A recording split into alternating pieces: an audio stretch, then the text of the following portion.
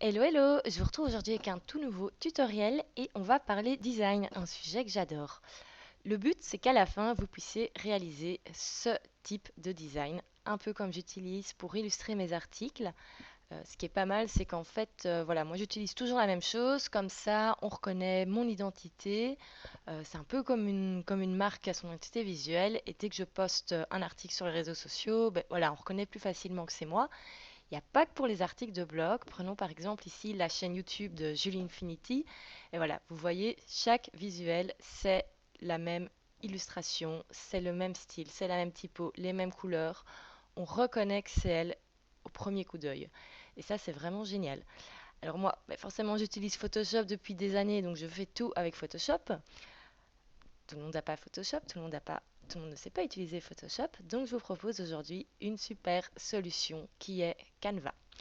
Canva, c'est un site internet où vous pouvez accéder via canva.com et vous allez pouvoir réaliser plein de types de design. Il y a vraiment plein de choses différentes, c'est hyper chouette et vous pouvez vous inscrire gratuitement. Tout est gratuit, enfin presque, mais ça on y viendra après.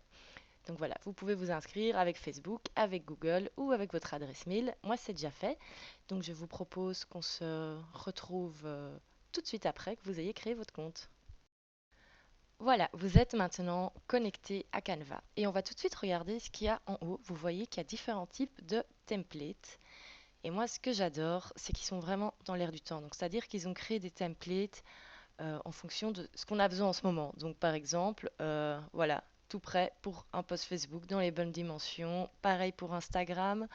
Vous avez également ben voilà, le format Pinterest. On continue de regarder un petit peu. Pour les blogs, vous avez ben voilà, un peu comme moi j'utilise, ou en format vertical.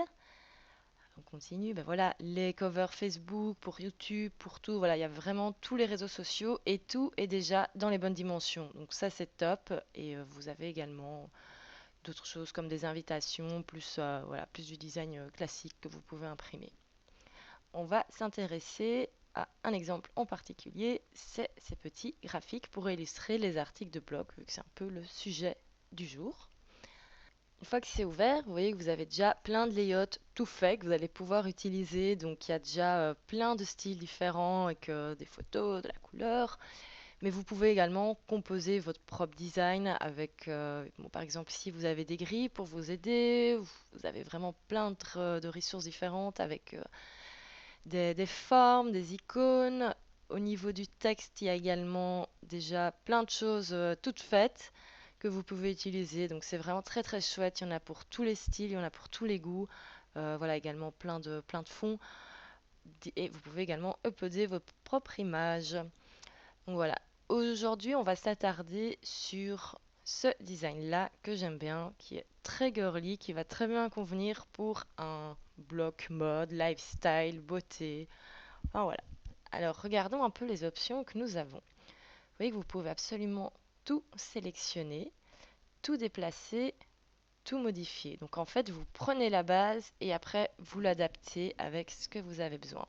Donc imaginons ici, j'ai envie de changer la typo. Non, pas celle-là. On va prendre, ouais, celle-là.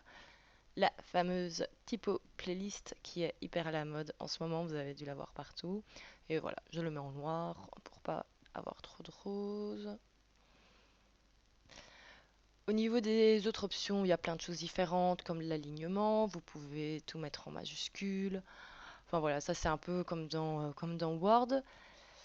Vous pouvez également changer la transparence. Ça, c'est très chouette pour faire des petits effets. Vous pouvez mettre des liens, mais ça, pour une image, ça n'a pas trop d'intérêt. Et je vais vous montrer la dernière option. Vous le verrez mieux ici. C'est que voilà, vous pouvez faire passer les éléments l'un en dessous de l'autre. Donc voilà, là il est en dessous, on ne le voit plus. Là, il est au-dessus.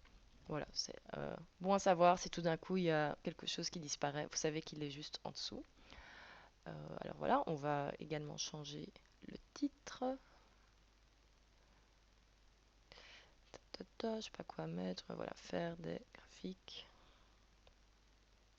ou pas. Donc voilà, vous pouvez vraiment personnaliser avec le titre de votre article. Qu'est-ce qu'on va mettre? Voilà, design avec Canva. Et pour vous montrer, on va reprendre celui d'en dessous. Je reprends la typo, je l'agrandis. Et voilà, on repositionne. Et alors ce qui est chouette, c'est que vous avez à chaque fois les repères pour que tout soit bien centré, tout soit bien équilibré. Et vous pouvez également changer avec l'adresse de votre bloc.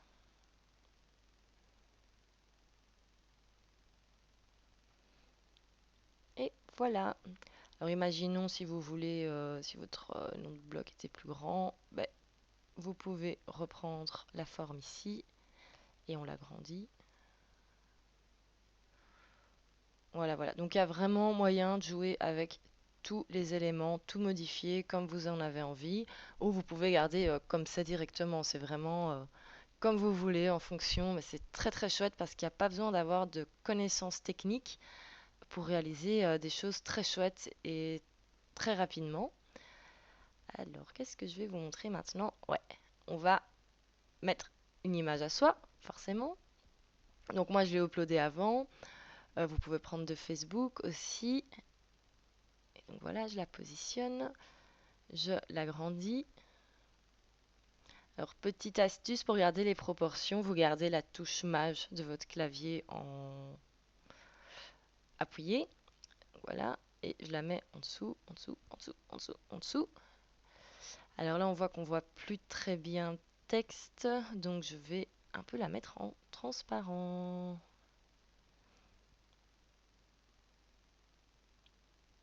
Et voilà. Alors, quand vous avez comme ça des photos où vous voyez pas très bien, la petite astuce, et ça aussi c'est un truc assez tendance qu'on voit en ce moment, c'est que vous allez mettre un petit rectangle blanc derrière. Donc pour ça, j'ai pris un carré que je transforme en rectangle. On va le mettre derrière le texte. Hop. Et on va changer la transparence encore une fois. Donc maintenant que j'ai mis mon petit rectangle, je vais pouvoir un peu plus mettre l'image. On remet encore un peu de blanc. Et voilà. Sympa, sympa. Bon, on va pas gagner le prix du design avec ça, hein, mais c'était pour vraiment vous montrer un exemple de ce qu'il y a moyen de faire et vous montrer que c'était très rapide. Ah oui, dernière petite chose, si vous voulez revenir en arrière, c'est là, le undo et le rideau. Voilà, comme ça, si vous faites une petite erreur, faut pas tout recommencer, vous faites juste un en arrière ou en avant.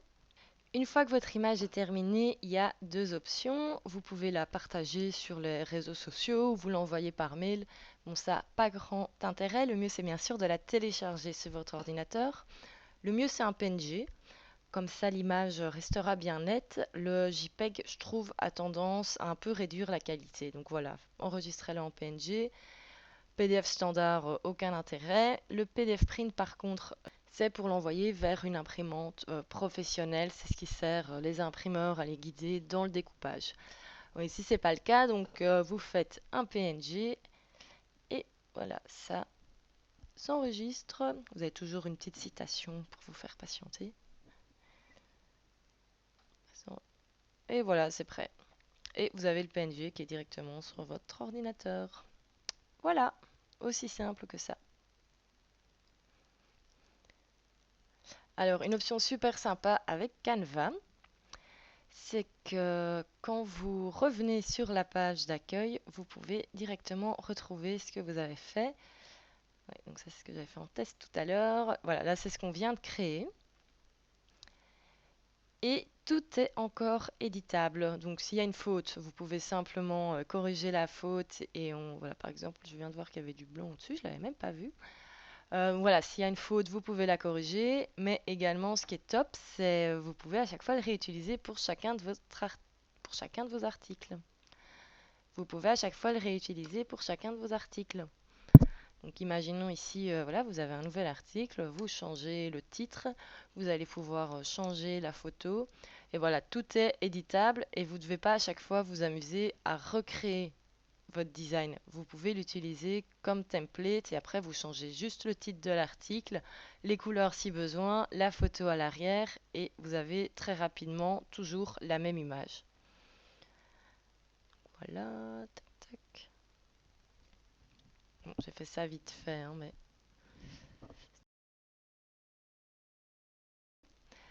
Alors, il y a plein d'autres choses. Alors, moi, j'avais utilisé un template complètement gratuit. Maintenant, on va en prendre un qui n'est pas gratuit. Imaginons vous flashez sur celui-là parce que voilà, vous adorez le jeu de la typo, comment c'est mis en page et tout. Alors, la petite astuce, c'est qu'en fait, vous pouvez quand même l'utiliser sans payer. En fait, ce qui est payant, c'est l'image qu'il y a derrière. Et voilà, il suffit de la supprimer puisque de toute façon, vous allez utiliser votre image. Donc, regardez, il y a autre chose de payant. En fait, c'est le petit rond qui a un effet un peu spécial comme s'il avait été peint. Donc, il coûte 1 $. N'a pas envie de payer 1 $, il suffit de le supprimer également. Donc voilà, bon là j'ai supprimé le 10, retour en arrière. Voilà, bien sélectionné. Et voilà, j'ai effacé le petit rond. Et en fait, moi je vais tout simplement mettre un rond normal sans effet. Donc je vais en sélectionner un. Je le dépose.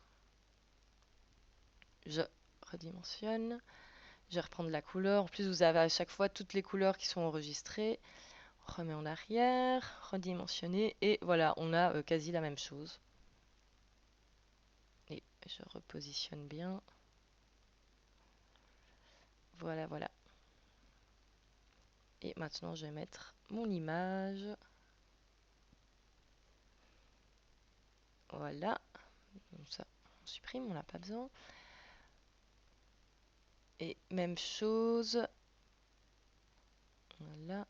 On change la transparence. Et voilà. Là, il n'y a même pas besoin de petit rectangle blanc sur le texte. Ça donne super bien. Et là encore, hein, vous pouvez tout modifier. Si vous voulez mettre un 5 à la place du 10, mettre votre titre à vous. Et maintenant, quand je veux l'enregistrer, ça se fait tout seul. Et voilà, donc c'est pour vous montrer qu'il y avait quand même moyen d'utiliser les templates qui étaient payants. En fait, supprimer les éléments payants, en général, c'est juste la photo. Et quand vous uploadez vos propres éléments, ben, vous pouvez quand même les utiliser. Alors, je vais un peu parcourir maintenant les autres pour juste vous montrer.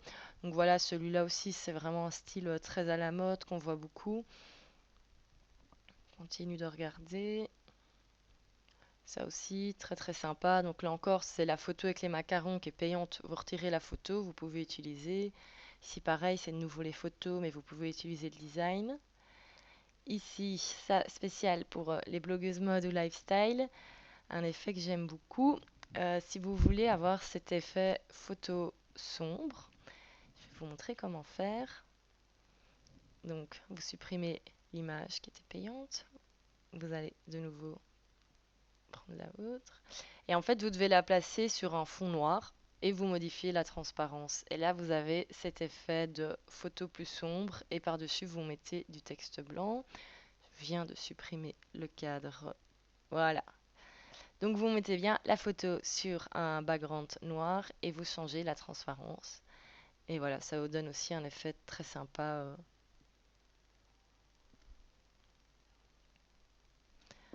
Autre chose que je voulais vous montrer dans mes layouts favoris.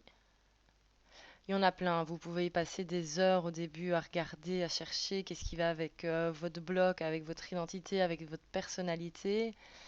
Un dernier que je cherche. Ouais, alors il y a celui-là aussi avec cette typo, la typo playlist qui est hyper à la mode. Donc voilà, ça aussi c'est juste super chouette pour illustrer vos articles. Il y en a un dernier que je cherche. Ouais. Voilà, encore une fois, ça pour les blogueuses mode, c'est juste super chouette. Vous mettez votre photo, le titre par-dessus, et voilà. C'est tout pour aujourd'hui. J'espère que vous avez appris plein de choses super intéressantes et que vous allez pouvoir utiliser ça dès aujourd'hui pour pouvoir créer des chouettes graphiques, des chouettes designs pour votre blog.